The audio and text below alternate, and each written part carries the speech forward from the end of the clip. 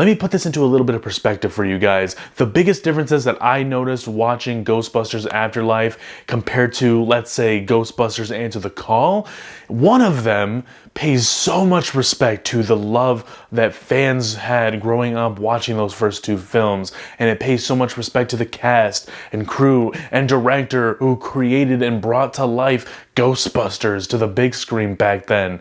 And the other film is Ghostbusters Answer the Call.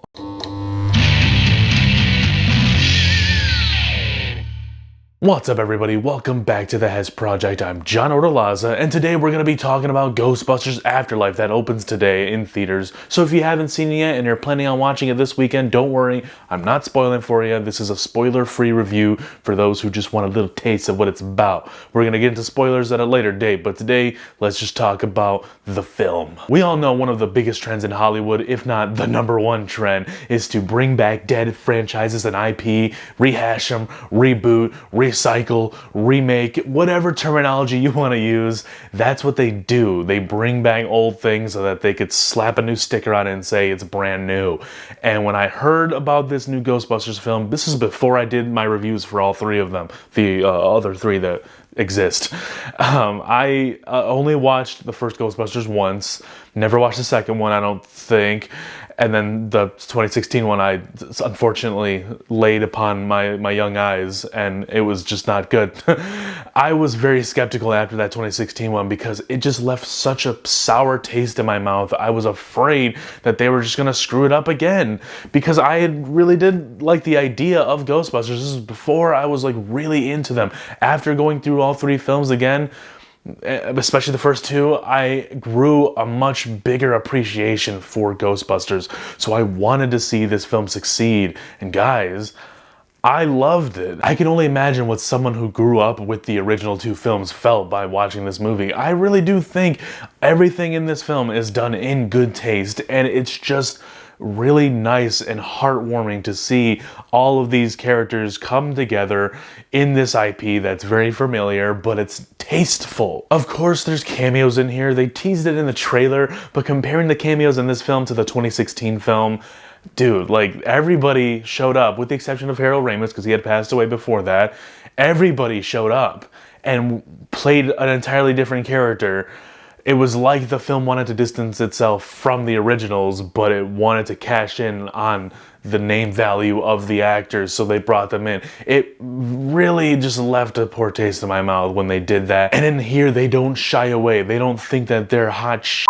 They want that connective tissue. They want you to know that this exists in that world because we're paying respect to that world. I want to talk about score real quick and sound design. I love it, dude. I love it. Once again, I grew a really big appreciation for the first film recently, and when I hear that siren go off from the hearse, it gets me going, dude. I like it. It's cool. It's dope.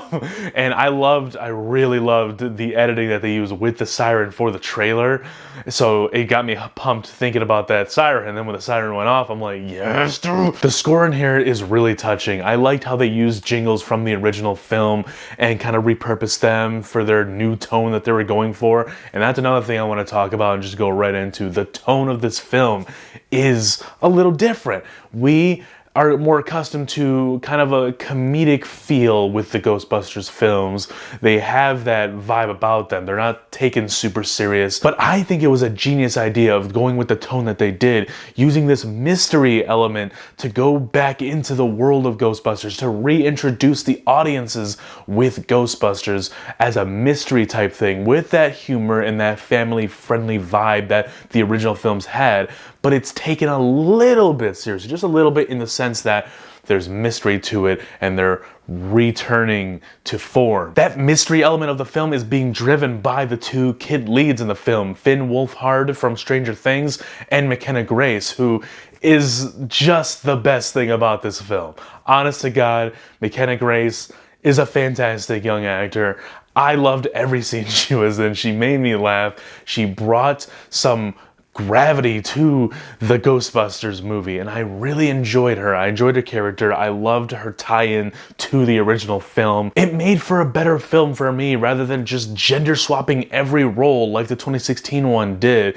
It tries to do a beat for beat thing, but this movie feels like a different story. It feels like it's going at the IP with a different take. It doesn't feel contrived or convenient or any of that. It feels like the natural progression of the world that was set up in the first two films.